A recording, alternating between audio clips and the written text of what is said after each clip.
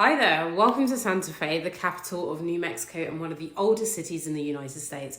I'm Juliana from the Discoveries of, and together we are going to explore some of the best things to do in Santa Fe. First, let's talk about the city itself. Santa Fe is known for its rich history and culture, which is evident in the architecture, art and traditions of the city. The city was founded in 1610, making it one of the oldest cities in the United States. What does all of that mean for you though? There's a hell of a lot to explore. So let's get started with the things to do in Santa Fe that you shouldn't miss.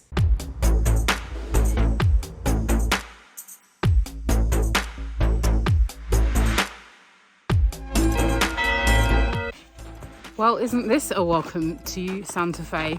We got here a bit earlier than check-in, and so we went for lunch. Still had more time for check-in, so we thought we'd head to the Sierra del Norte mountains to go for a little hike, and it's really gorgeous. And you've got snow. It's February in Santa Fe after all, but it's really cool. Just got some very pretty hiking trails. This is winter in Santa Fe. It's pretty excellent, really. Now we are off to go and do something uniquely Santa Fe, however you say it. And we are going to the interactive artist installation called Meow Wolf. By all accounts, is kind of bonkers, and I am madly excited. So let's go and see what we see.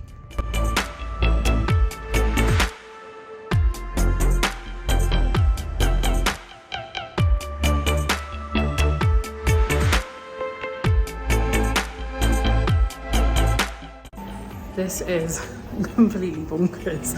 It's amazing. It's really big. It was $90 entry for 2 people, and I was like, oh, that's a lot, you know, but it has been spectacular. The size of the installation, the range of installations is just absolutely bonkers. When I heard that there were epic donuts to be had in Santa Fe, there was no way I wasn't going to come and check it out. So we are heading into Who's Donuts. Apparently some pretty epic donuts with some uniquely New Mexican flavours.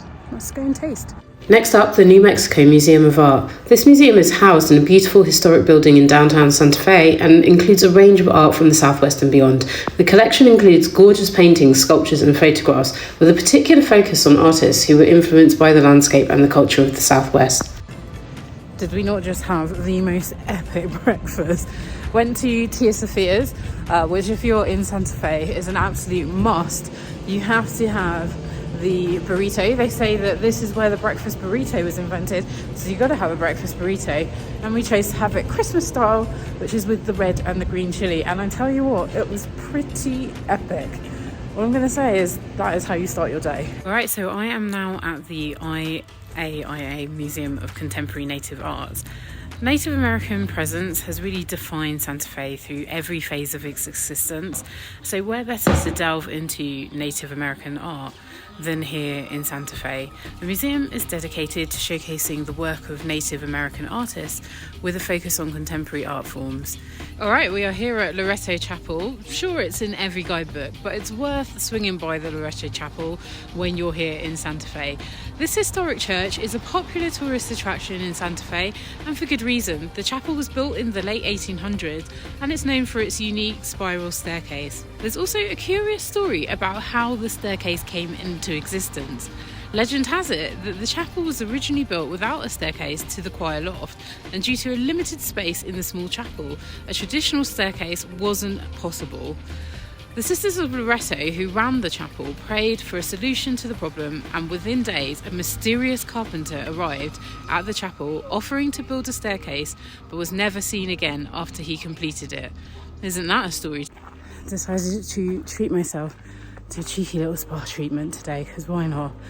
We've been on the road for over a week at 10,000 Waves, which is one of Santa Fe's best spas, Japanese style spa, and I'm really excited about this.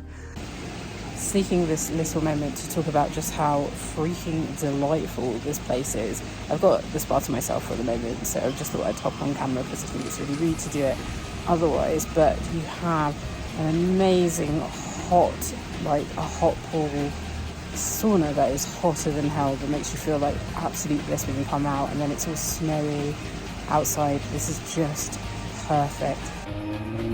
All finished, and that was blissful. I had a cannabis massage, which was a CBD oil massage, and oh my god, I've stocked up on stuff to bring home with me because I just want to capture that feeling again. Do you ever have one of those moments where you just find the find of your life, just literally off the cuff? Well, we were driving from the spa treatment, was like, let's just pick up some lunch, don't want anything mad. Oh my god, found the most amazing Baja restaurant, and it was so good.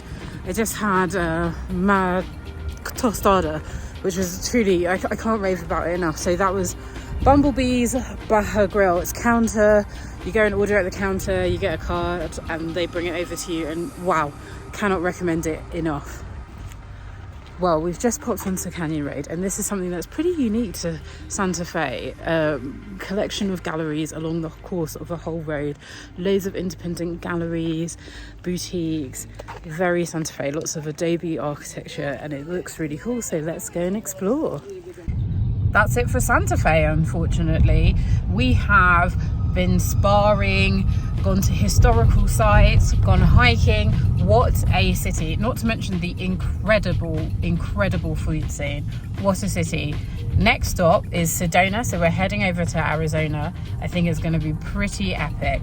For now, enjoy your trip.